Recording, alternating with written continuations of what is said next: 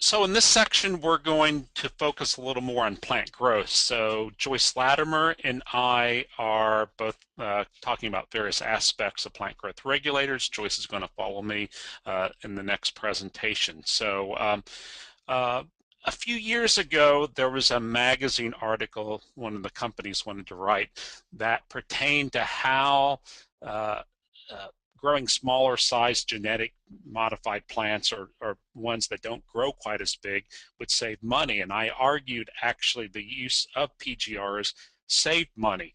So kind of it set me off on a quest of looking at some of the information that's out there and also doing some experiments ourselves of quantifying what actually is going on with the PGRs. And so that's what I want to share with you today. So how PGRs make you money. So we're going to look at things over about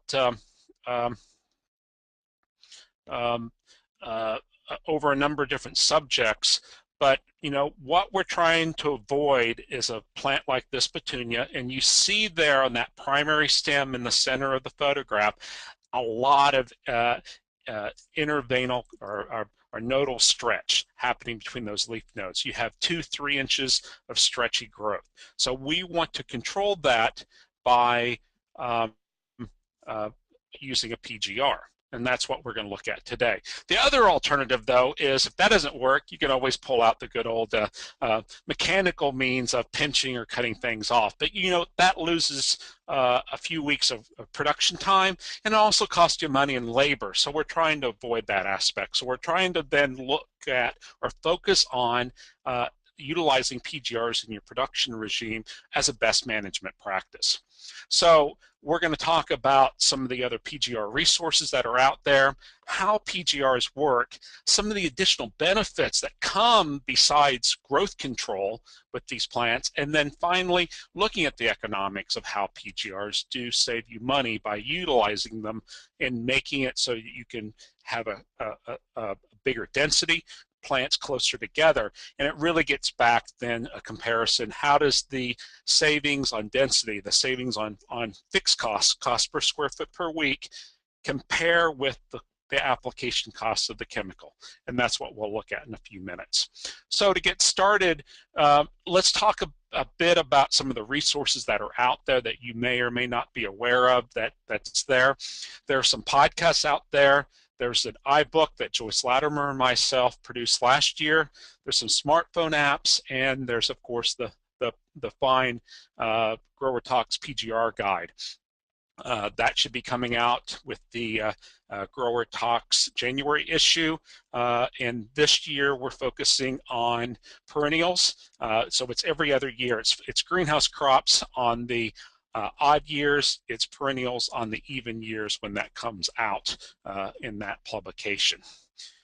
So when you're looking at resources, if you want to do watch some short videos, along with Floorcast, we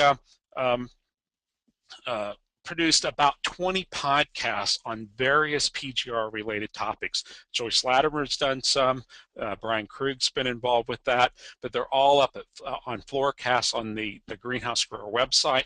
We also have those on the e-GRO website under the video aspect. And so most of them are about 20 minutes in length. And so if you want to get some other key aspects, that's a great resource for you to look at, especially if, you know, they're only 5 minutes. You can look at those and it doesn't take a lot of time. Like I said, last year, Joyce Latimer and I did an iPad book, an iBook that looked at PGRs. It's basically a basic guide, and so it's a free download that you can get available. That website there's at the bottom, so you can download it, and you have to have one of the later iPads, but version 2 is just the second year. So you'd have to have it. It just doesn't work on the first year's iPads that came out. So if you want to download that, we have some videos in there, photo galleries, and rate tables. So that's a free resource if you're interested in that information. Also, when it comes to mixing, that's sometimes hard. And so Brian Krug worked on PGR Mixmaster. And so he got some funding from Fine Americas, and there's the app that's available for the iPhone, Android, and BlackBerry. And so you can then get your calculations right for your spray amounts for the volume of chemical and water to get your sprays or drenches taken care of for your crops. Likewise, for only the OHP products, they have also a free app looking at mixing rates for Agio, B9, Cyclocel, and Paxol.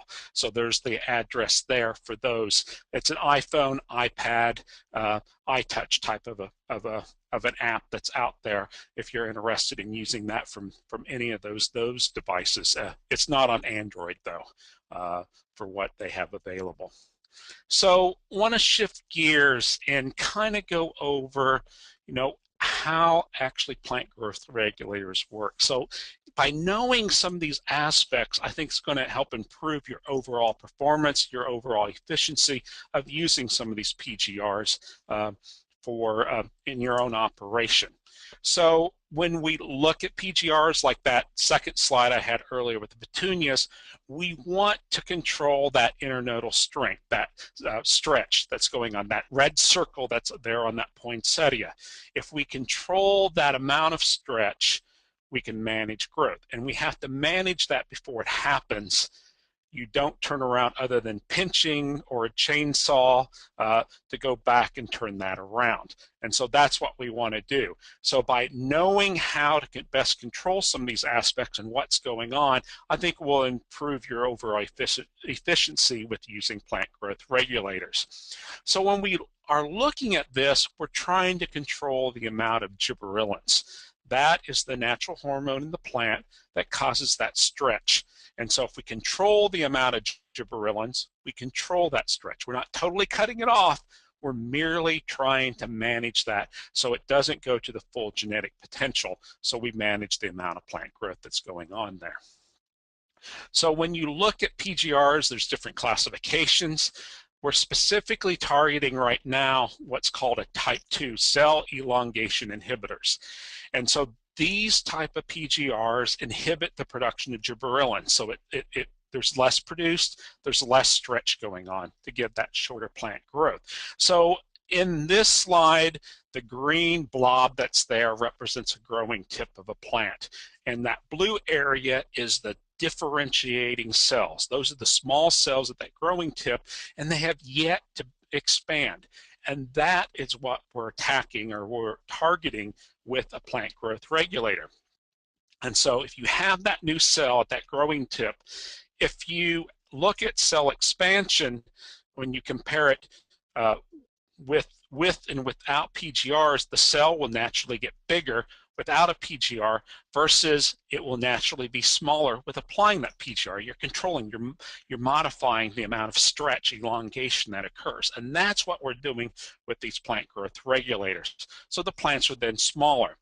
Now, this is an exaggerated case. This is from Holland, and the plant on the left, the plant stalled, so it was a bad quality plant, and the grower was trying to salvage the crop. So you can see that it was not achieved because it was just a bad set of plugs. The next shipment, the plant on the right, was ideally what they wanted.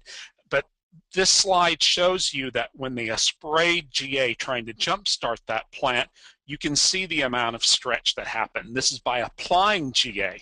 And so you can see how GA has an influence on cell elongation. But in this case, it didn't work out, but it shows what we want to see about the amount of stretch that occurs. So when we start looking at expansion, we're talking about size. We're varying the size, not the number of cells produced by the plant. We're not stopping that. We're talking about that size of expansion that's going on with that plant. So if this is a stem with the illustration on the right, and you see the amount of cells that are there, with the PGR, we're just making things smaller. So plants are more compact. You can pack them tighter. You can get more on a shelf, and so they don't flop over on the bench. And so that's what we're targeting with what's going on. So we get smaller plants.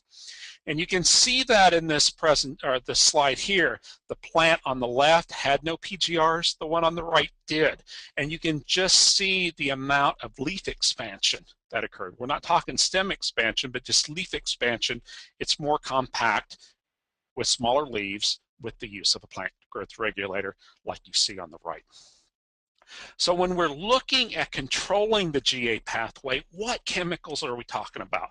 We're talking about acimidol, abide ARES, chlormequat chloride, Citadel, chlormequat e-GRO, cyclocel.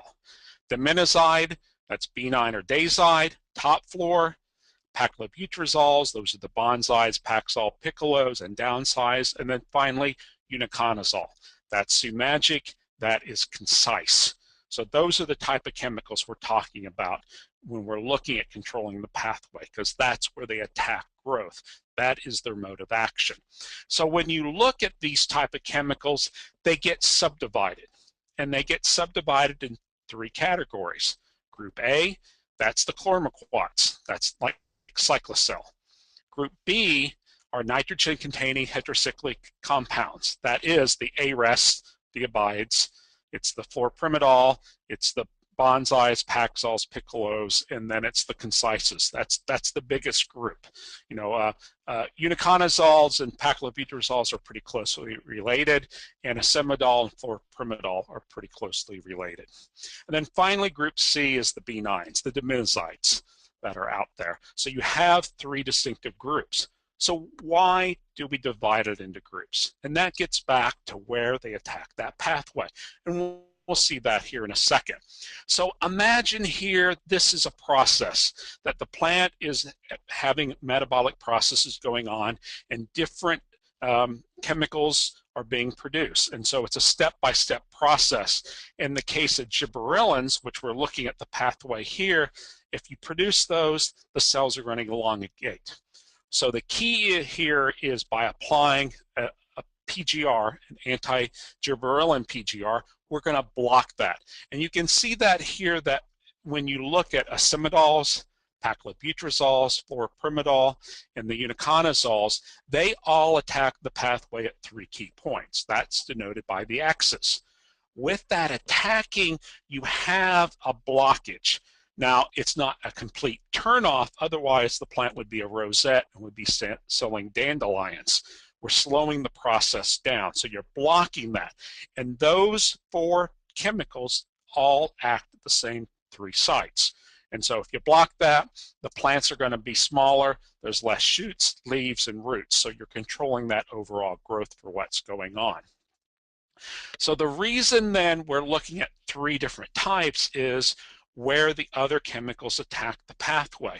And for a chlormequat, that point is further upstream. It begins further up from where the uniconazoles, for instance, were. So it blocks the pathway at this other point and stops the production of gibberellins. Likewise, when you're looking at diminazide, it attacks the pathway further down on that setup. So in all cases, you are slowing down that pathway. And so at the beginning, it's chlormequat. In the middle, it's the acimidols, paclobutrazole, uniconazole, and fluoropyrimidol. And closer to the gibberellins is where the diminozides come in. So all 3 classes will control that amount of growth.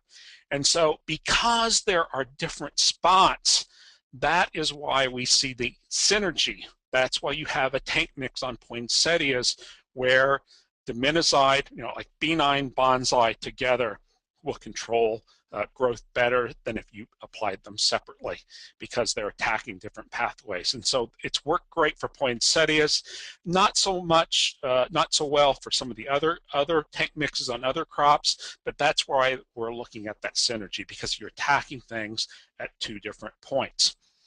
So we talked about the pathway.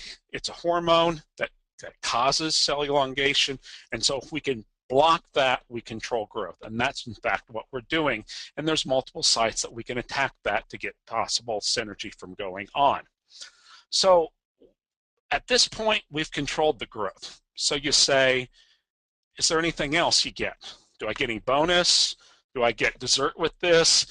What's going on? So what are some of the additional benefits? And there are some other benefits that go on with some of these plant growth regulators. And so again, we're looking at the products that block the pathway: simidol, chloromycl chloride, dibenzoate, fluoropyrimidol, paclo, and uniconazole. But we're not talking at this point of these attributes being pertaining to configures, the GAs, the combinations, the cholate, fluorel, or agio. It's not that set. It's the other ones in the top part of the box that we've been talking about, the anti-GA type products. And so what are these benefits? The other benefits we see, and you've probably seen them with using PGRs, is you get greener leaves. I don't know if you've noticed or not, because you're probably going to spray the entire crop, and if you don't leave a check, you probably aren't noticing there's differences in water use. We're going to talk about that. And there's also some disease suppression that goes on, and we'll cover that in a few minutes as well. So, green leaves. Have you ever noticed that by applying the PGR, the leaves are greener? And so you can tell that it greens it up, the consumers love it, that there's a darker green color. And so there's two mechanisms that are suggested. One is that, well, it is higher chlorophyll content, but how does that happen? Well, number one, remember we were talking about the cells or the plants don't expand as much. Those leaves are smaller. Well, that means that you basically are bunching up more of that chlorophyll in a smaller area. So they're going to be greener. The other aspect is an uptick, an upregulation, more production of chlorophyll happening. So you also get darker green color. So we'll look at this. So here's the same biochemical pathway. And so you come through, in the case here, we're going to illustrate it with like a paclobutrazole product, and you block it. So you sit there and you say, I mean, think of a beaver dam. A beaver builds a dam across the creek. Does it stop the water flowing? No, it backs it up, and then the water finds the lowest point of resistance to gravity, and it flows around. So you have a diversion that's going on with what's occurring here. So these biochemical pathways don't stop. The plant's still producing things. And that's what's happening here. We block gibberellins, but then what happens is there's an off-side shoot that you see an uptick in the amount of chlorophyll that's produced. It's a side reaction that those blocked metabolites go into being produced, and so you get darker green color. So the plant is smaller, but there's also more chlorophyll that's being produced. So that's why you get the darker green color for what's going on with applying a plant growth regulator. And you can see it here with the pot sunflower, untreated on the left versus treated on the right. You see the darker green color going on with that plant. Likewise, when you look at water stress, that when you block that pathway, you're causing an increase in the production of abscisic acid and also the breakdown of that. And when you look at abscisic acid, that affects stomates, and stomates are what regulate water out of those leaves, the bottom of the leaves, to help cool the plant and helps on transpiration. So if you're affecting that amount of water that's being lost, you can conserve water, and it takes less water to produce that plant. So here is a shot Brian Krug took. I love this shot because I love donuts. So these are the donuts on the bottom of the leaves. These are stomates. That is where there's gas exchange and water loss occurring out of the bottom of the leaves. And so with the PGR, you're affecting the opening and closing. So if you close that, you lose less water. And that's what we're talking about here. So again, here's the pathway. We have blocked it. And then what we see in the upper right-hand side, we see an upregulation in the production of abscisic acid. In addition, there is a blockage in the breakdown of that. So you have basically all this being produced that helps control water loss without it being broken down very quickly. And so that helps control water usage on those plants. So you see that the plant uses less water.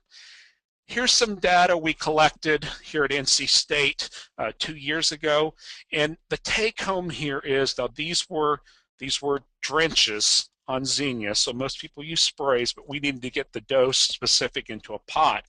But the take home here, and we also saw it with pot sunflowers, that when you're looking at, and focus on where the arrow is at the 0.5 milligrams AI, the plant height was controlled about 33%, and we also had similar amount of decrease of water use.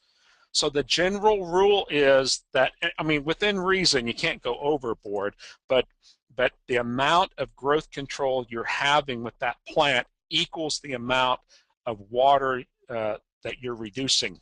So 33% smaller, 33% water.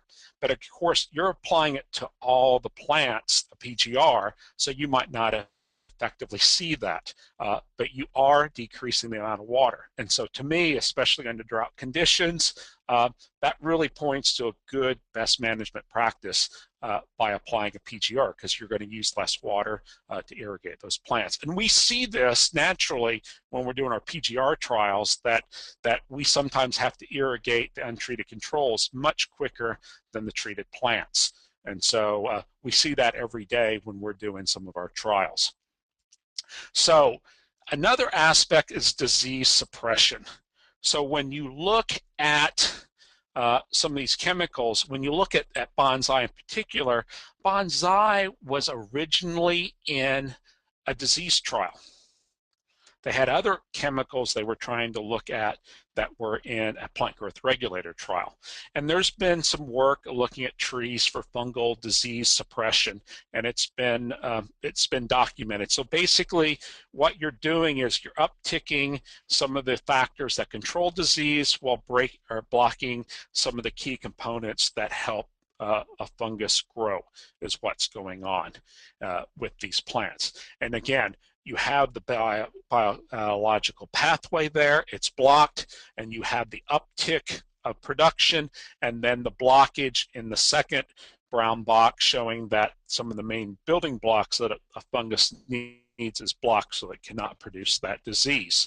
And you can clearly see that in a trial that it was a side project that Brian Krug did, that the plant on the left had no PGRs, the plant on the right had a drench, and it was a drench application, not a spray, and you can see the incidence of powdery mildew is much less. Now, ultimately, powdery mildew did spread to the other plant because the plants were in close proximity, so it's not a replacement, but you can see that there is some disease suppression that's going on. And we actually had a trial this past fall that we were looking at things, and you could very clearly see it on powdery mildew on some zinnias. The untreated had powdery mildew, the treated ones did not at that stage of development. So there is some disease suppression there. This applies to a paclobutrazole. We have seen it in this case here. This is top floor. I believe the same thing's occurring with the cimidols, but not with uniconazole, because there was two isomers and they took one out to get more activity, and the one they took out was the disease fighting potential, and it's only the plant growth aspect of the isomer that remains there. So that it is a shorter list, but paclose, paclose, fluoropyrimidol, cimidols are all categories that help suppress disease options that are there. And here's just a close-up for what's going on. Again, powdery mildew on the left, none on the right. So when we're looking at this pathway for what's going on, you can see that there's a lot of different aspects. You have the blockage in the center, and then you have these other things that are occurring on the side. And so you get these added benefits because you get shorter plants by controlling the growth, you get more chlorophyll, so they're greener, you get disease suppression going on, and with water loss, you get better water use efficiency. And so you're controlling all of these, and you get these added benefits when you're looking at a PGR for what's going on. So you get a better looking plant. And so finally, the focus I want to look at is a little more on economics, and that's the overall talk of how PGRs make you money. So I want to go through some of the economic aspects you might not have thought about of how it affects what's going on in increasing and how you're able to increase the density of those plants in your growing area. So that saves you money. So when you look at chemical costs, and there's been concerns, oh, the PGRs cost so much. So there is a cost there, but how much is it cost per unit is the question. That chemical you're applying is a variable cost because it varies by how much you put it on there. While when you're looking at growing space, that is a fixed cost. And if you can apply a PGR, with it, again, within reason of a good optimal rate, then you can allow for tighter plant spacing. And so if the plants are tighter spaced, you have less cost per square foot per week going to that plant because it's going to be spread out to more plants, and so that it's going to be cheaper to produce that plant. And so what we really need to do is compare the variable cost of that chemical against potential higher density spacing of how much do you save on that fixed cost. And that's what we're going to do in this example here.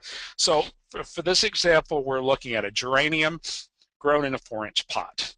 So it's a 4-inch square pot because it makes that calculations a ton easier.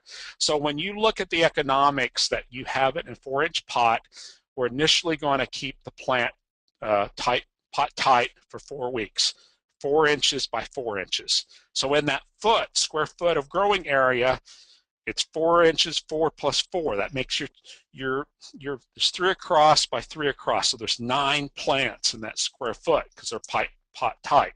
And then later we're going to space them at 6 by 6. So when you look at space utilization at a 4 by 4 in this table, that's 0.3 by 0.3. Again, it's a third of a square foot by a third of a square foot. So that means that each plant is using 0.1089 square feet times the number of weeks, means that it's using under half a square foot weeks total over that initial 4 weeks. Then if we space them wider at 6 by 6, that's a half by a half square foot. So 0.5 times 0.5 equals 0.25, multiplied by the number of weeks of 6 means it's 1.5 square foot per week. And so we add the 1.5 with the 0.436, and that gets us our total square foot weeks that we're going to utilize for that plant, and we'll have costs associated with it. So when you look at using a plant growth regulator, and here's some results from some work we did when we were in the Midwest with Medallion Dark Red. By applying 10 part per million bonsai, we had plants that were shorter, but we're really looking at the diameter because we want to space them closer together. We're almost the plants with PGRs are about 17% smaller. So if we take that 17% and we can move them closer together, that's our cost savings as far as being able to move them tighter. And so, of course, when we're trying to apply these numbers, we can't apply it to the plants when they're pot tight because they're already pot tight. You can't move them any closer.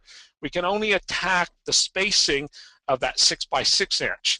And so instead of using 1.5 square foot per weeks, we're going to get that 17% space savings, and that's that number there, that 0.83, 83%. That's the 17% spacing, and that's how that's where we're being able to save on that amount of space. And so then we get a number that's slightly different, smaller, because we can space those plants closer together. So in the comparison then, and we have the square foot weeks with no PGR, 1.936. The 17% savings on when things are spaced, that's the 1.687. And so let's look at cost. So that many square foot weeks times a cost per square foot. If you're a bigger producer, it might be 15 cents. That's where that number comes from. If you're medium sized, 20 cents per square foot per week. If you're a smaller person of an operation, you have higher fixed costs. That's usually about a quarter. So multiplying those numbers together, it costs basically 29 cents at 15 a fixed cost at 15 cents per square foot per week, but it costs only 25.3 cents if you're of fixed costs being allocated that plant. So the bottom savings, so for a low square foot per week cost person, you're talking almost 4 cents per pot savings. The next one's almost 5, and the last one's in the neighborhood of 6. And so you're able to save the amount of space or cost per pot. So you're able, that is your cost. You're making that money by putting them closer together because you have more density for what's going on. So then if you look at chemical costs for what is occurring here, that a bonsai at 10 part per million, assuming $100 per quart, and actually prices are lower than that now, you're looking at the total cost to spray 1,000 square feet, which is 9,000 pots, is around $5. But look at that cost that's there. That's not 1 cent.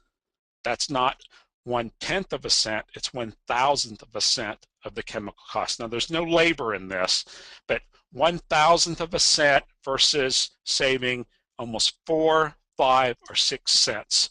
And so it's over 100-fold. It's a 1,000-fold difference. So the cost of the chemical is nothing. It's all about the plant spacing of where you're going to make your money. And so by applying the PGRs, you can space those plants closer together. So it allows for tighter spacing and improves the profitability of the crop. And so in summary, we looked at how PGRs work, the added benefits, and how to make you money. And so all these factors together increase your efficiency, increase your space utilization, and add additional benefits for that plant and for your production. So overall, it improves your profitability. So with that, I'll open it up to any questions.